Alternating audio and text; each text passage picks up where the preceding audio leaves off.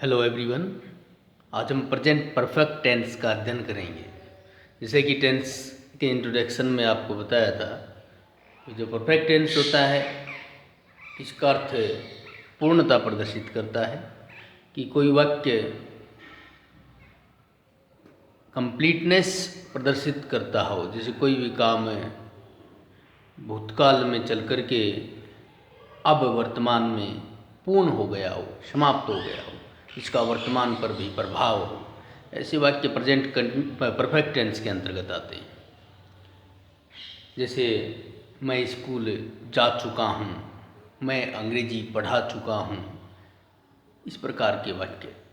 तो हिंदी वाक्यों की पहचान देखें, जैसे हिंदी वाक्यों के अंत में चुका है, चुकी है, चुके हैं, चुका हूँ, ये शब्द आते हैं। या फिर आ है, ई है, ए हैं, आ हूँ की ध्वनि इसमें तो हो जाएगा। जैसे उसने अपना काम कर लिया है, वे जयपुर चले गए हैं, मैंने उसे अपनी पुस्तक दी है, मैंने अपना काम कर चुका हूँ, इस प्रकार की ध्वनि भी आती है। और चुका है, चुकी है, चुके हैं, ये शब्द भी आते हैं। तो सबसे पहले अफर्मेटिव सेंटेंस, साधारण वाक्य। साधारण वाक्य बनाने का जो फॉर्मूला है वो अन्य टेंस की तरह ही इसका है। सबसे पहले सब्जेक्ट, फिर हेल्पिंग वर्ब। इस टेंस में तो हेल्पिंग वर्ब है, हैज और हैव। आवश्यकता अनुसार, सब्जेक्ट के अनुसार हैज और हैव में से कोई एक आ जाएगी। फिर मेन वर्ब की थर्ड फॉर्म। परफेक्ट टेंस में कोई सा भी हो परफेक्ट, प्रेजेंट का परफेक्ट हो, पास्ट परफेक्ट हो, फ्यूचर परफेक्ट हो, परफेक्ट टेंस में हमेशा मेन वर्ब की थर्ड फॉर्म प्रयोग करते हैं। फिर ऑब्जेक्ट, ऑब्जेक्ट के बाद में अदर्स आ जाते हैं। हेल्पिंग वर्ब हैज और हैव का प्रयोग देखते हैं। हैज कब आता है और हैव कब आता है। यदि वाक्य का सब्जेक्ट ही, सी, इट और सिंगुलर नाउन हो तो हम हेल्पिंग वर्ब के रूप में हैज प्रयोग करते हैं। और यदि वाक्य का सब्जेक्ट आई, यू, वी, दे और प्लूरल नाउन बहुवचन संज्ञा हो तो सहायक क्रिया हैव प्रयोग होती है। उदाहरण देखते हैं। राम सो चुका है। सबसे पहले सब्जेक्ट, फिर हेल्पिंग वर्ब हैज हैव, फिर मेन वर्ब और फिर ऑब्जेक्ट, फिर अदर्स। इस प्रकार से हैं। तो हमें चाहिए यहाँ पर सबसे पहले सब्जेक्ट, राम सो चुका है, तो राम सब्जेक्ट हो गया। अब हेल्पिंग वर्ब हैज हैव में से चाहिए तो राम एक वचन है, सिंगुलर नाउन, तो इसलिए इसके साथ में हेल्पिंग वर्ब आ गई हैज, राम हैज। और फिर वर्ब है सोना, सोने को स्लिप कहते हैं, और यहाँ पर थर्ड फॉर्म आ गई हैज है थर्ड फॉर्म, तो स्लेप्ट हो गया। दूसरा वाक्य, तुम पत्र लिख चुके हो, इसमें सब्जेक्ट यू है और यू के साथ में हेल्पिंग वर्ब आ गई हैव। यू हैव लिखने को राइट कहते हैं, और राइट की थर्ड फॉर्म होती है written. You have written a letter, letter object है, you have written a letter. अगला वाक्य, उसने अपनी अंगुली काट ली है। उसने मतलब ही के साथ में हेल्पिंग वर्ब हैज आ गई, और काटना कट, कट की तीनों फॉर्म कटी होती हैं। ये हैज कट अपनी अंगुली, हिज फिंगर, अपने के लिए यहाँ पर हिज आएगा।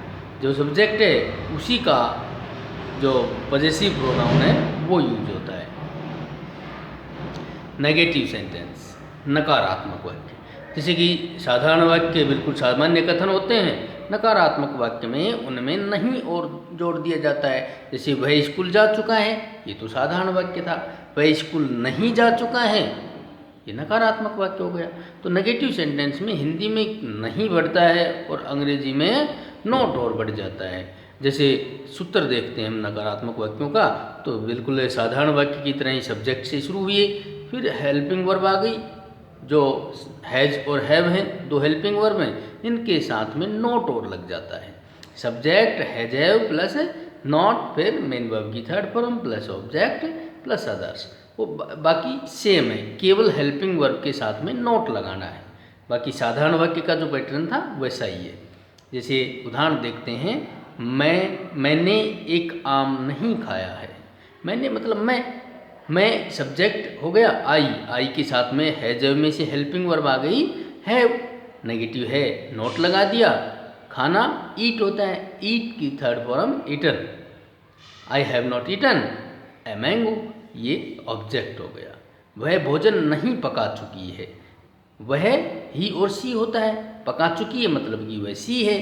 सी के साथ में हेल्पिंग और हैज में से हैज आ गई। सी हैज नॉट, नेगेटिव का नॉट हो गया, और पकाना को कुक कहते हैं, कुक की थर्ड फॉर्म कुकड हो गई।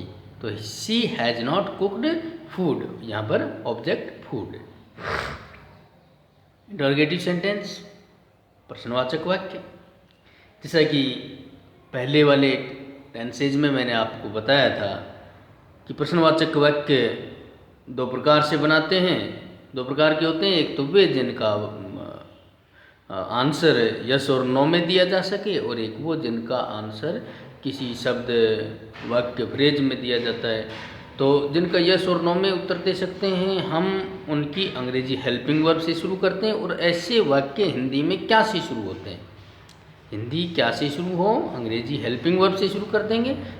सब्जेक्ट के अनुसार हैज हैव में से कोई भी एक हेल्पिंग वर्ब आ जाएगी, फिर सब्जेक्ट, फिर मेन वर्ब की थर्ड फॉर्म, फिर ऑब्जेक्ट, फिर अदर्स, और लास्ट में क्वेश्चन मार्क लगाएंगे। साधारण और नकारात्मक वाक्यों के अंत में हम फुल स्टॉप लगाते हैं, और जो प्रश्नवाचक वाक्य होते हैं इनके अंत में क्वेश्चन मार्क लगाते हैं, प्रश्नवाचक चिन्ह लगाते हैं। दूसरा जो सूत्र है कि क्या से शुरू हो, जब तो हैज हैव से शुरू कर देंगे, या फिर क्या बीच में आ जाए, या फिर कोई अन्य प्रश्न सूचक शब्द दिया हो, जैसे क्यों, कहाँ, कब, कैसे, तो उनको WH वर्ड कहते हैं। उनको WH वर्ड को सबसे पहले रख देंगे, WH वर्ड के बाद में फिर वैसे ही सेम सूत्र है, हेल्पिंग वर्ब आ जाएगी हैज हैव, फिर सब्जेक्ट आ जाएगा यहाँ पर, और सब्जेक्ट के बाद में मेन वर्ब की थर्ड फॉर्म, फिर ऑब्जेक्ट, फिर अदर्स आ जाते हैं।